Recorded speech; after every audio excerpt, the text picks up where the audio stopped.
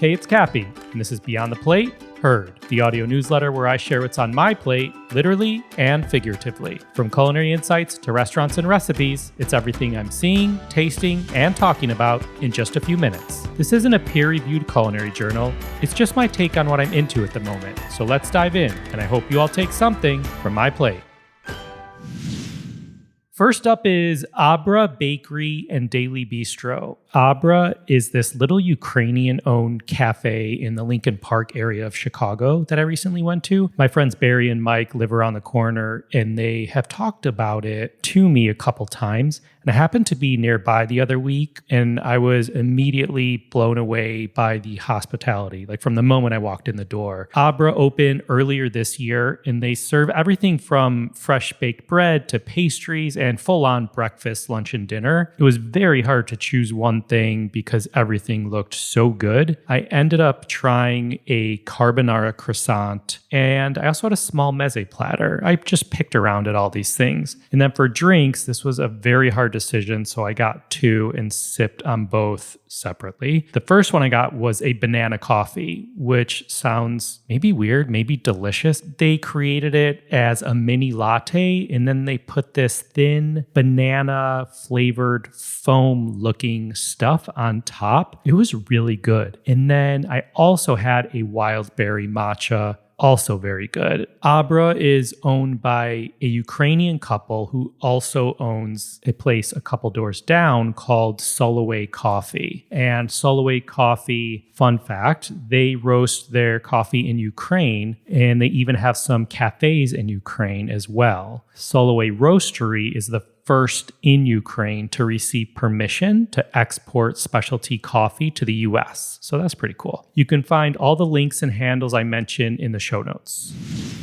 All right, up next is Marty. Marty is an online shopping site for pantry, beauty, and home goods. I'm obviously here for the pantry products. So I recently read about Marty in an Eater article, I believe, or some article, and the writer was saying it was an online store for discounted fancy snacks and pantry staples. Clearly I was in. Marty, when I looked into it a little further, was founded by two women to help families save money on groceries. Nice promise. They also mention how they are looking to reduce food waste, which I appreciate that cause as well. They have a bunch of great brands that are likely in your cabinet already and that you see in anywhere from your everyday grocery stores to some more high-end grocery stores, but they partner with those brands because a lot of these brands have overstock that certain stores won't take, but Marty does. And so they sell them to you, us, for like 40 to 70% off. So check out Marty, M-A-R-T-I-E. You don't need a membership. You don't need a subscription. I will caution you that I had to cut myself off at like 5 items, mainly because I have a problem when it comes to buying and trying new food products. So once again, you can find all the links and handles I mentioned in the show notes. Next up is a Rachael Ray hot dog recipe. So if you are new to the Beyond the Plate platform and don't know this, by day I work full-time with Rachael Ray. I've worked with her for many, many years in her culinary operations. And so that's why I'm sharing a Rachael Ray hot dog recipe. I recently had to do a recipe test for an upcoming event that we have. And I'm sorry, I can't tell you exactly what the recipe is yet, but I'm using this moment to tell you this. For the first time in a long time, Rachael will actually have a booth, her own food booth, serving food at New York City Wine and Food Festival's Blue Moon Burger Bash 2.0, presented by Pat LaFrida Meats, hosted by Brooklyn Beckham and Rachael Ray. Leave it to founder and festival director Lee Schrager to squeeze that many names into one event title. And yes, you heard me right, a hot dog at a burger bash. We're just here to keep you on your toes, people. But if you stick around to the end of this episode, I'll give you another little hint of what's going on with that hot dog. And maybe I'll share the recipe soon. I will add links to the festival and the Burger Bash event in the show notes. Next up in the social impact space is One Love Community Fridge. One Love Community Fridge is a nonprofit that works to connect, empower, and engage the community through education and providing access to fresh, healthy food with no stigma. I don't remember who first mentioned this organization, they're based in Brooklyn, to me, but it's popped up on my radar a couple times lately, and it was one of the first nonprofit organizations that I made note of when we started Herd. One Love Community Fridge works to eradicate hunger and food insecurity by providing access to fresh foods and nutrition education. They have a design-centered solution that makes it easy to implement in various cities. So hopefully you'll be seeing these pop up in various cities very soon. They engage communities to participate in local action to end food insecurity and eliminate the stigma associated with hunger. Big fan of all these projects, however big or small, especially when they have plans to grow. So check out One Love Community Fridge. Next up is my food recap from a recent trip that I took to Austin.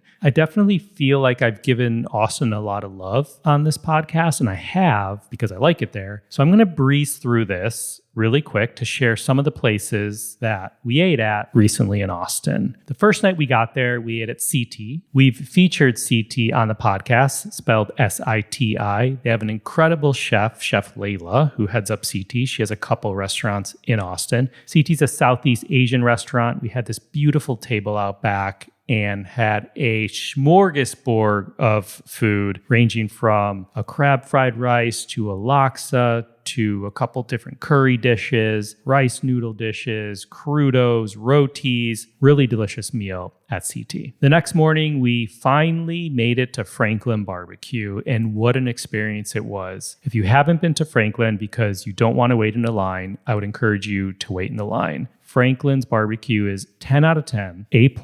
We had everything ranging from Aaron Franklin's brisket to pork ribs and beef ribs, turkey, sausage. It was an incredible experience. Such delicious barbecue. Highly suggest it. Later that afternoon, checked out Rockman Bakery. Pastry chef and owner Amanda Rockman used to be in Chicago, well known for her Bosque cake that was on the menu at the Bristol restaurant, but has done some incredible things since then. She's now in Austin, and Rockman Bakery's on the east side, right across from La Barbecue. Amanda has an amazing coffee program there, as well as different pastries and baked goods, ranging from sweet and savory type things, but I got a couple boxes of different things. Oh, I had this pimento scone. I just remembered that was really delicious. Anyway, we had a tangerine cake, a couple cookies, some really good stuff. Highly suggest checking out Rockman Bakery on the east side. A little bit later that afternoon, I checked out Desnudo Coffee. Desnudo Coffee has come highly recommended by a couple folks that I know in the coffee industry. And I went with my go-to, which is a cortado. And I also tried an iced dirty chai, which, if you're not aware, is a chai latte with a shot of espresso in it. The team at Desnudo is amazing, super knowledgeable and passionate about their craft. So if you're near one of the Desnudo coffee locations, highly suggest you checking it out. And last but not least, I had KG's Barbecue, but I had KG's Barbecue at ACL Music Festival. A friend had suggested KG's Barbecue. It's an Egyptian guy that moved to Austin from Cairo because he fell in love with the barbecue. He calls himself the Egyptian Cowboy, and I had one of his lamb bowls served over rice with this baladi salad, which is a traditional Egyptian salad. Had some candy nuts and pomegranate seeds on there. So excited to go back to Austin. Well, I'm always excited to go back to Austin, but kind of want to see more of what KG's Barbecue has to offer.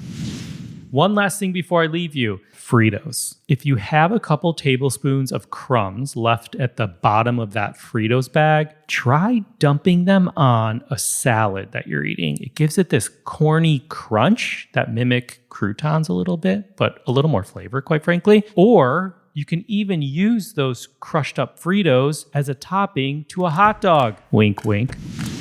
Thanks for listening to Herd, a production of Beyond the Plate. You can find all the links and handles I mentioned in the show notes. If you like this, then tap the follow button and tune in for more Herd, where I share what I'm seeing, tasting, and loving lately in food and hospitality. And if your friends and family may enjoy it, I hope you'll share it with them. Until next time.